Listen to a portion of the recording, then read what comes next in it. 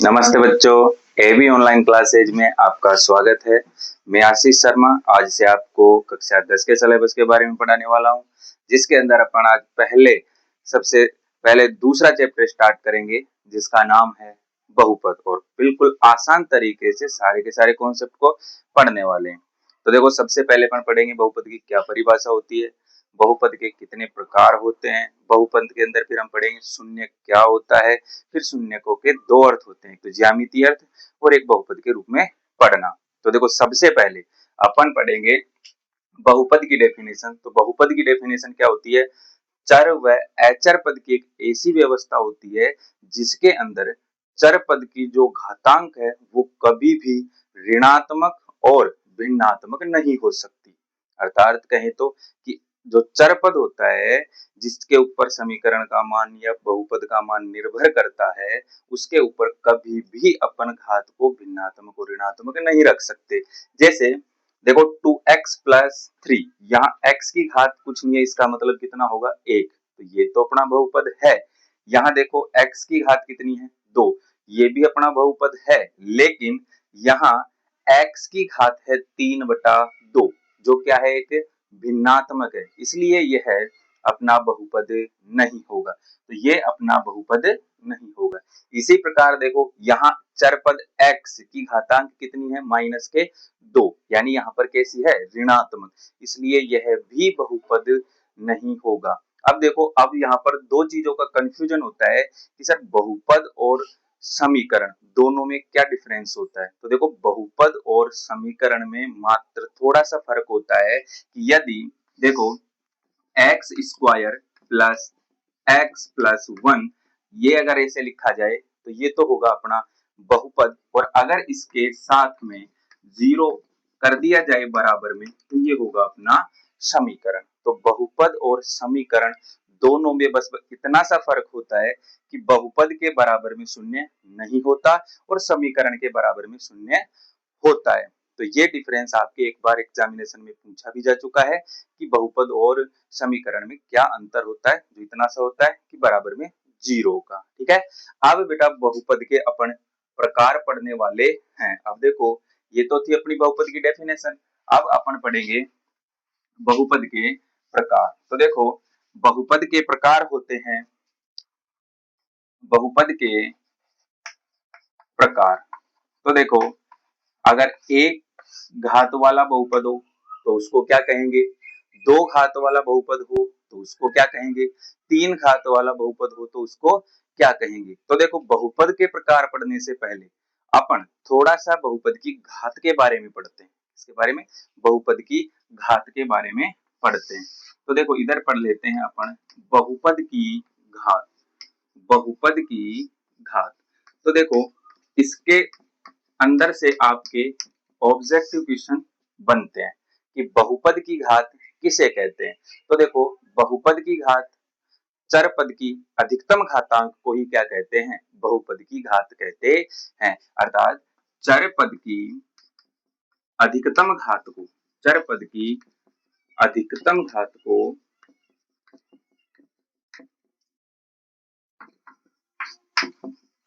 बहुपद की घात कहते हैं। बहुपद की घात कहते हैं। ठीक है, अब सबसे पहले ये देखेंगे कि बहुपद के अंदर जो चर पद है उसकी सबसे ज्यादा वाली घात कौन सी है, और जो सबसे ज्यादा वाली घात होगी वही क्या होगी, उसकी बहुपद की घात होगी। जैसे एग्जांपल के रूप में अगर अपन देखें, देखो पहला एग्जांपल देखें कि x की घात 10 प्लस x की घात 5 प्लस 3। तो यहाँ देखो, चर पद की दो जगह घातांक आ रही है, एक चर पद की घात 10 है और एक चर पद की घात 5 है। लेकिन बहुपद की घात क्या होगी, तो बहुपद की घात वो होती है जो अधिकतम वाली होती है। तो अधिकतम कौन सी है, 5 और 10 में से 10। तो यहाँ पर इसकी बहुपद की घात क्या होगी, यहाँ पे 10। बहुपद की घात क्या होने वाली है, 10। ठीक है, और एक एग्जांपल लें जैसे अपन कि जैसे x की घात 5 प्लस 3x+1। तो यहाँ देखो, यहाँ x की घात है चर पद की 1 और यहाँ है चर पद की घात 5। तो इसमें अपन देख रहे हैं कि अधिकतम कितनी है 5, तो इसलिए बहुपद की घात क्या हो जाएगी 5। तो यहाँ बहुपद की घात आएगी बेटा 5, बहुपद की घात आएगी 5। तो ये होता है बेटा बहुपद की घात का पूरा कॉन्सेप्ट। तो क्या चीज देखेंगे इसके अंदर कि जो चरपद की अधिकतम घातांक होती है वही बहुपद की क्या होती है घात होती है। अब अपन घात के बाद में आते हैं अगले टॉपिक के ऊपर, वो होता है बहुपद के प्रकार। कि अगर एक घात है बहुपद की तो उसको क्या कहेंगे, दो घात है तो उसको क्या कहेंगे, तीन घात है तो उसको क्या कहेंगे। तो देखो सबसे पहले पढ़ते हैं अपन पहले नंबर पर रेखिक बहुपद। सबसे पहले पढ़ते हैं रेखिक बहुपद। और देखो रेखिक मतलब एक रेखा का होगा, यानी रेखा के लिए बोर्ड पढ़े तो रेखिक मतलब एक होगी इसकी घात। तो रेखिक बहुपद की क्या डेफिनेशन हो जाएगी कि ऐसा बहुपद जिसमें चरपद की घात अधिकतम कितनी हो एक, वो क्या कहलाएगा रेखिक बहुपद कहलाएगा। अर्थात चरपद की अधिकतम घातांक कितनी होगी, चरपद की अधिकतम घातांक एक हो, चरपद की अधिकतम घातांक एक हो, ठीक है। और एक से अधिक आए फिर उसको क्या कहेंगे, वो दूसरा प्रकार हो जाएगा अपना। तो चरपद के अधिकतम घातांक के लिए देखो बेटा व्यापक समीकरण होगा अपना इसका ax प्लस बी। क्या होगा ax प्लस बी। देखो इसके दो एग्जाम्पल लें, जैसे अपन पहला एग्जाम्पल लें 3x प्लस 2। यहाँ देखो x की अधिकतम घातांक कितनी है एक। फिर जैसे लें 5y प्लस 3, यहाँ देखो चरपद y की घातांक कितनी है एक। तो इस तरीके से अपन क्या देख लेंगे, चरपद की अधिकतम घातांक को देखेंगे कितनी है और उसके अकॉर्डिंग अपन इसको क्लियरफाई कर पाएंगे कि यहाँ पर एक घात है इसलिए इसको रेखिक बहुपद कहेंगे। अगर मान लो एक से अधिक घातांक हो तो क्या कहेंगे, तो देखो अगला उसका ही टॉपिक होगा। जैसे एक घात के लिए रेखिक कहते हैं, वैसे दो घात के लिए अपन उसको कहेंगे द्विघात बहुपद। दो घात के लिए कहेंगे द्विघात बहुपद। तो दूसरे नंबर का होगा बेटा द्विघात बहुपद। द्विघात बहुपद। तो देखो द्वि मतलब दो और घात मतलब घातांक। तो यहाँ पर चरपद की अधिकतम घातांक होने वाली है दो। तो यहाँ क्या होगी, चरपद की अधिकतम घातांक दो हो, चरपद की अधिकतम घातांक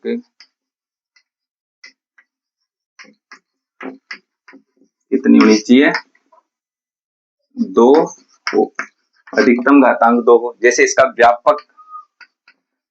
व्यापक होगा ax square plus bx plus c।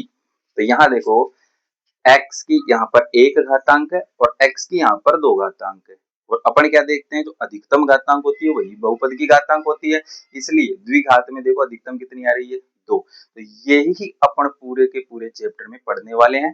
तो अपना सबसे इंपॉर्टेंट रहेगा द्विघात बहुपद, जिसका व्यापक बहुपद होता है ax square plus bx plus c बराबर में 0 होता है। अगर मान लो अब इसी तरीके से अगर आप खुद अपनी डेफिनेशंस को लिख सकते हो, जैसे त्रिघात बहुपद, तो क्या होगा इसकी डेफिनेशन कि ऐसा बहुपद जिसमें चरपद की अधिकतम घातांक 3 हो वो क्या कहलाएगा, त्रिघात बहुपद कहलाएगा। पांच घात वाला बहुपद क्या होगा कि ऐसा बहुपद जिसके अंदर चरपद की अधिकतम घातांक 5 हो, पांच घात वाला बहुपद कहलाएगा। 10 घात वाला बहुपद ऐसा बहुपद जिसके अंदर बहुपद की अंदर जो चरपद है उसके अधिकतम घातांक 10 हो, 10 घात वाला बहुपद कहलाएगा। तो इस तरीके से अपन इनके बारे में लिख सकते हैं, ठीक है। अब पढ़ते हैं बहुपद में पद, कि बहुपद के अंदर कितने पद होते हैं और उनको क्या कहते हैं।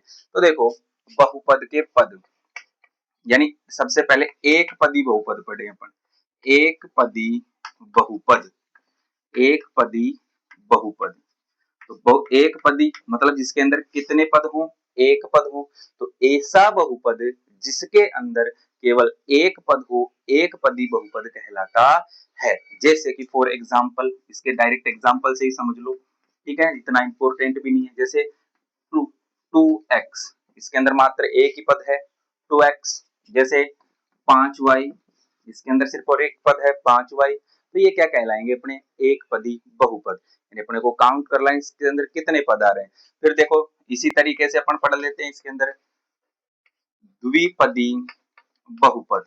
तो द्विपदी मतलब इसके अंदर कितने पद रहने वाले हैं, दो पद रहने वाले हैं। जैसे इसका एग्जांपल लें, जैसे 2x प्लस 5, तो देखो 2x एक पद है और 5 दूसरा पद है, तो ये क्या हो जाएगा अपना द्विपदी बहुपद। और एक और एग्जांपल देखें इसका, जैसे 6y प्लस 9, तो ये भी क्या हो जाएगा अपना द्विपदी बहुपद। जैसे देखो कई बार आपको कंफ्यूजन में लेने के लिए जैसे एक एग्जांपल देखें कि जैसे 5x प्लस 3 प्लस 2, तो आपको यहाँ कंफ्यूज होने की जरूरत नहीं है कि जैसे देखो 5x एक पद हो जाएगा, 3 दूसरा पद हो जाएगा और 2 तीसरा पद हो जाएगा, तो अब आपका आंसर तुम्हारे हिसाब से त्रिपद होना चाहिए, लेकिन ऐसा नहीं होगा क्योंकि यहाँ पर संख्याएं दोनों जुड़ जाएगी, 3 और 2 कितना होगा 5, तो ये अपना लास्ट रिजल्ट क्या आएगा 3x प्लस 5। तो आप देखो कितने पद आ रहे हैं इसके अंदर, मात्र दो पद आ रहे हैं जो 5x और 5 है, इसलिए इसको अपन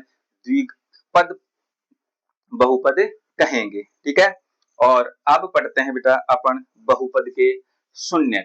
और बहुपद के शून्य क्या होते हैं कि चर पद के ऐसे मान जिन्हें अगर हम बहुपद में रखें और बहुपद का मान शून्य हो जाए, वही बहुपद के शून्य कहलाते हैं। तो यहाँ अपन इसको दो तरीके से पढ़ने वाले हैं। अपना जो चैप्टर होगा 2.1 उसके अंदर अपन ज्यामितीय अर्थ में पढ़ने वाले हैं, और दूसरे में अपन इसके शून्य निकालेंगे जो गुणनखंड विधि से निकालने वाले हैं। तो देखो सबसे पहले ज्यामितीय अर्थ में शून्य पढ़ते हैं। तो सबसे पहले शून्य की डेफिनेशन लिखें कि शून्य क्या होता है। तो चर पद का वह मान, चर पद का वह मान जिसे बहुपद में रखने पर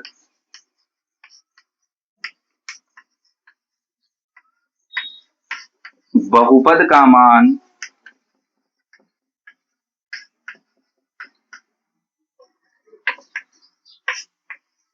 शून्य हो जाए, बहुपद का शून्य कहलाता है। बहुपद का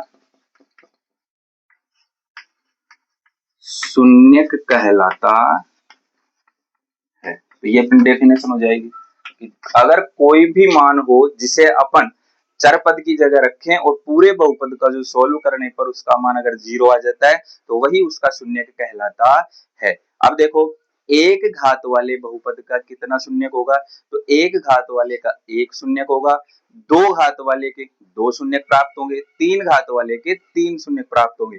अर्थात बहुपद के अंदर जितनी उसकी घात होगी उतने ही उसके शून्य प्राप्त होंगे। तो यहाँ अपन इसके नोट लगा सकते हैं। नोट लगाकर इंपॉर्टेंट थिंग है कि जितनी बहुपद की घात होगी, जितनी बहुपद की घात होगी उतने ही उसके शून्य होंगे, उतने ही उसके शून्य होंगे। अब देख से देखो कोई अगर आपसे पूछे कि 50 घात वाले बहुपद के कितने शून्य होंगे, तो 50 घात वाले बहुपद के 50 शून्य होंगे। कोई पूछे 3 घात वाले के कितने शून्य होंगे, तो 3 घात वाले के 3 शून्य होंगे। तो ये अपना एक बार क्वेश्चन पूछा जा चुका है कि दो घात वाले बहुपद के अधिकतम कितने शून्य प्राप्त हो सकते हैं, तो दो घात वाले बहुपद के अधिकतम अपने को 2 शून्य प्राप्त हो सकते हैं। ठीक है, अब अगला लेते हैं अपन इसमें शून्यकों का ज्यामितीय अर्थ, यानी ज्यामिति के अंदर शून्य कैसे प्राप्त करते हैं।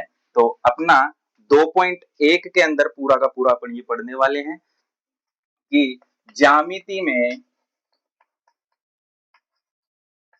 शून्यक ज्ञात करना, ज्यामिति में शून्यक ज्ञात करना कि अगर कोई ज्यामिति दे रखी है तो उसमें अपन शून्यक किस प्रकार से ज्ञात करते हैं। तो देखो ज्यामिति के अंदर सबसे आसान तरीके से अपन शून्यक निकालना सीख सकते हैं। कैसे? इसका शून्यक निकालने का तरीका ये होता है कि ज्यामिति में वक्र एक्स अक्ष को जितनी बार प्रतिच्छेद करेगा उतने ही उसके शून्यक होंगे। तो यहाँ अपनी डेफिनेशन हो जाएगी कि एक्स अक्ष को वक्र जितने बिंदुओं पर प्रतिच्छेद करेगा, जितने बिंदुओं पर प्रतिच्छेद करेगा